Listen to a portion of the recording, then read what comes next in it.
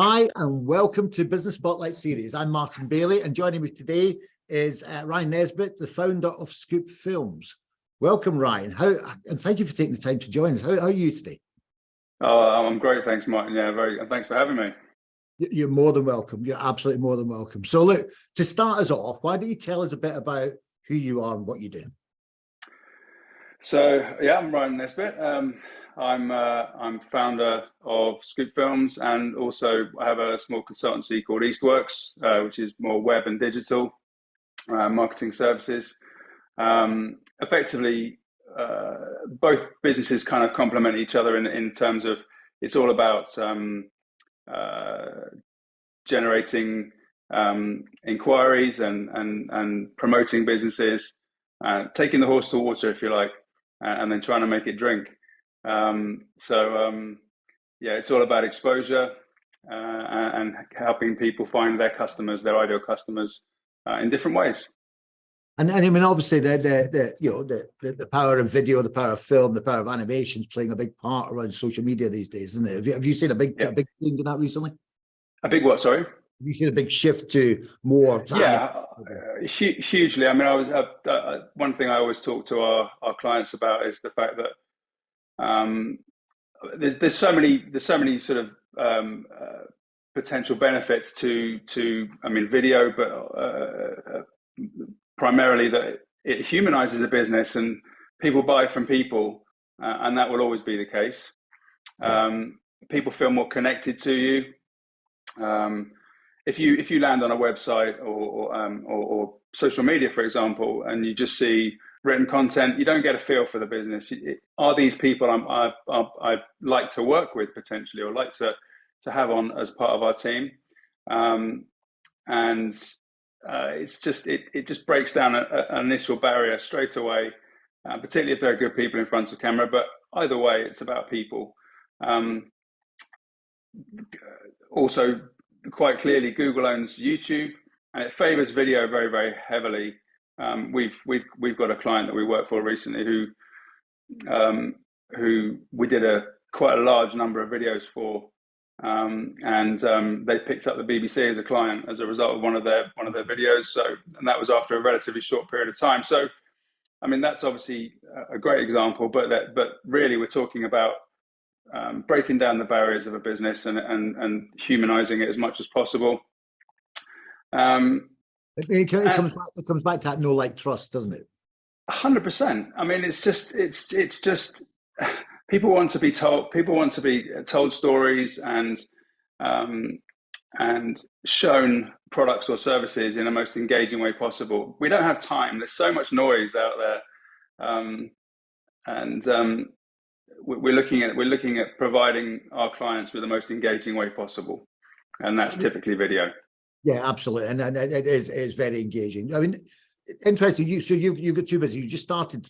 Scoop Films are quite young. That's your second business. At the start of this year, yeah. So what have you learned from setting up your first business that you've now done differently with Scoop Films? I mean, it's kind of there have been similar routes actually. It's all about the network you have and the people that you know. Ultimately, if you don't have a good people around you, and this is the people buy from people thing again, isn't it? It's the better. I say the better, the right type of people that you know, the people that you kind of want to network with and do business with. The better that group of people, the better quality of the kind of business you'll do, and I think that'll always be the case, and it's certainly proved the case for us. Yeah. You're absolutely. I think you're absolutely right. I think the environment you create around you has a big factor to play in terms of how you, also how you project yourself, because people around you influence you and help you project yourself in the right way. Absolutely. So, I mean, obviously, you employ people in the other business. You got Scoop Films on the go. So, just for people out there, what's been your biggest learnings as an employer since you began in business?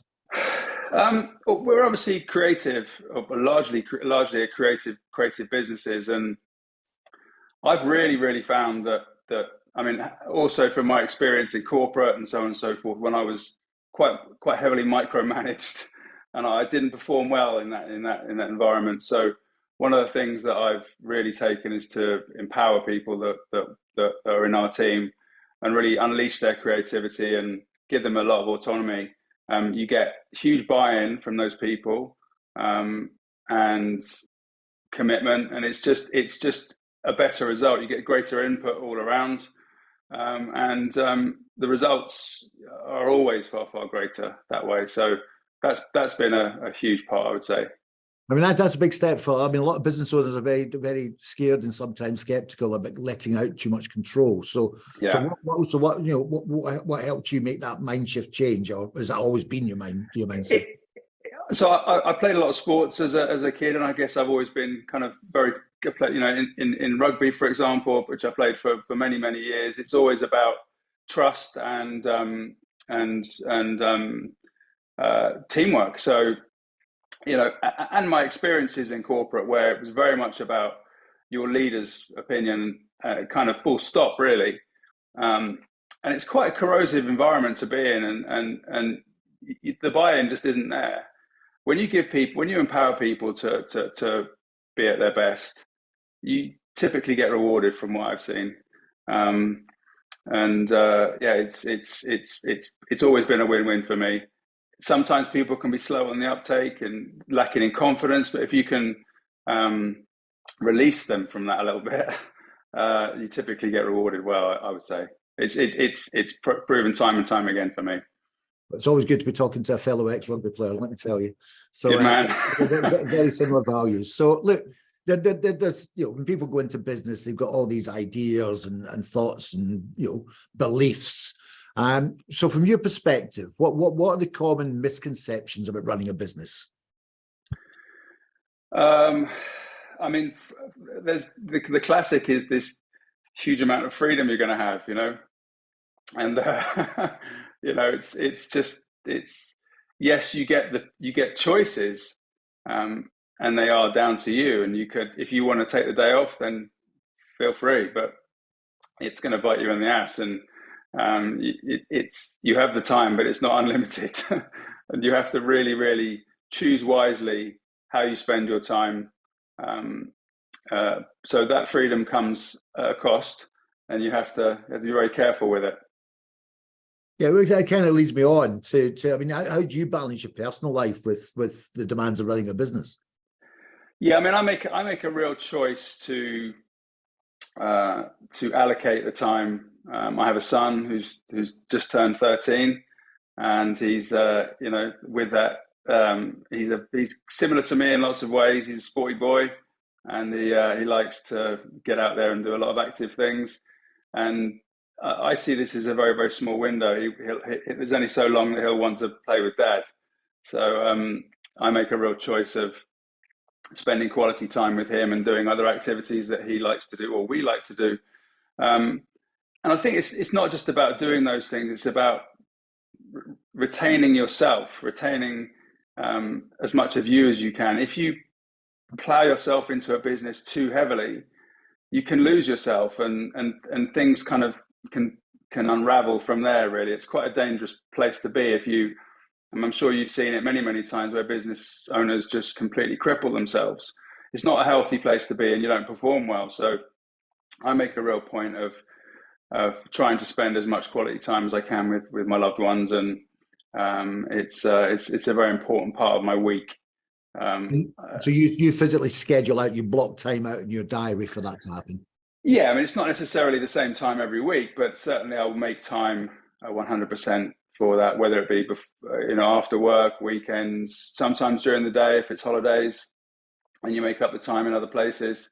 But it's certainly a very important part of my week, to find the right balance. I've been in the place where when I first started Eastworks, where it's just 24/7, and you can make yourself quite ill. And I'm sure most business owners, if they've ever been in that place, will understand exactly what I'm talking about. It's not a pleasant place to be. And it's not just physical; it's mental. You know, 100%. The physical comes off the mental. You know, it's not a good thing. No. And I mean, ironically, I actually, in lockdown, I think a lot of people suffered in different ways. I've always been an active person, but I actually put on 15 kilos, You and me both. which is a couple of stone, you know. So it wasn't good, and I've literally been working hard to get back into shape the last, say, 4 months, and the difference is incredible. Sleeping better, better concentration, and just generally got more zip about me. It's good. It's good. It's an important part of any business owner should pay attention to that. You can absolutely relate to all of that. I mean, I've got a 12 and a 14-year-old, both boys, similar to you, sporty. So yeah, I mean, the 14-year-old's already starting to. I'm damaging the street cred already at 14. You would be, yeah. So it's coming. It's coming, Ryan. Yeah. No, lockdown. I think for all of us, it put a lot of stress on business owners, and yeah, you're right. Your physical health and your mental health are really, really important and need to be looked after in terms of time in the business and out the business. So what do you attribute your growth to? I mean, obviously, you've been growing and growing reasonably quickly, but it sounds it. So what do you attribute that to? Obviously, there's an existing network in place for conversations to be able to take place, existing client base from Eastworks, and that's been part of it. I think there's just it's kind of what's the phrase I'm looking for? It's a good time to be doing video. It's obviously it's hot. Norfolk can be a little bit slow on the uptake at times. I think most Norfolk businesses and East Anglian businesses will testify to that sometimes. But I think there's a clear. It's getting better. I think you're absolutely right. As a Londoner, my lack of patience sometimes comes before, but it's a good product at the right time, and it fits with most businesses if it's executed in the right way. And I think that's probably the key bit. But it's the right product at the right time, I feel. Okay, yeah. And I want to sort of swing back to something we spoke about a minute ago. And you talked about you empower your team, you give your employees a lot of autonomy and a lot of opportunity to make decisions about what their job role is or what their roles and responsibilities are. Yeah. So in that case, you've got to be really, trust those people. So what qualities do you look for in employees when you recruit them to enable you to do that? Yeah, I mean, passion and enthusiasm is really one of the first things I would look for in anyone about the kind of things that we do. You can't really teach that.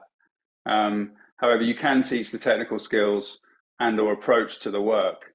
So once someone has that enthusiasm and that they're hungry to learn, then it's really, the world's their oyster. They can achieve whatever they want, and it's just about giving them the tools and the opportunity to make the most of that. Really, passion goes a huge way. I have a young lad who works with me on camera, and he's 21.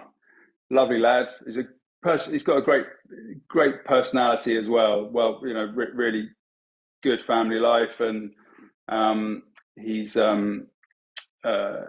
enthusiasm is fantastic. It's so infectious as well, and the way he conducts himself with clients is great. And his willingness to learn and try things. And as soon as I gave him the green light to try things, we would then try his approach on shoot, and we'd discuss it afterwards. And it's been really, really rewarding for me and him. I mean, I think particularly for him, he was quite quiet at the start and then really came out of his shell. And it's been so good to see that happen. Really, really, really enjoyable, and the clients enjoy it, and everyone wins. Yeah, no, absolutely. And it's very, very rewarding when you can bring somebody young that into your business and give them that level of support, autonomy to flourish and grow. Absolutely agree, Ryan. So look, Ryan, I mean, this has been fantastic. There's so much stuff in here for people to learn and take away and take out from. Clearly, you're on a mission with Scoop Films, which sounds really, really exciting, and in a marketplace where you said it, that that's in demand. That know, like, trust is so important now in terms of business and promoting themselves and attracting business, B2B business and clients, etc. So look, I just want to thank you for your time today and wish you all the best in your journey. I'm absolutely sure you're going to become, Scoop Films is going to become a massive name around East Anglia. I think that's already in your psyche. It's been brilliant. So thank you very much. Thank you, Martin. Much appreciated.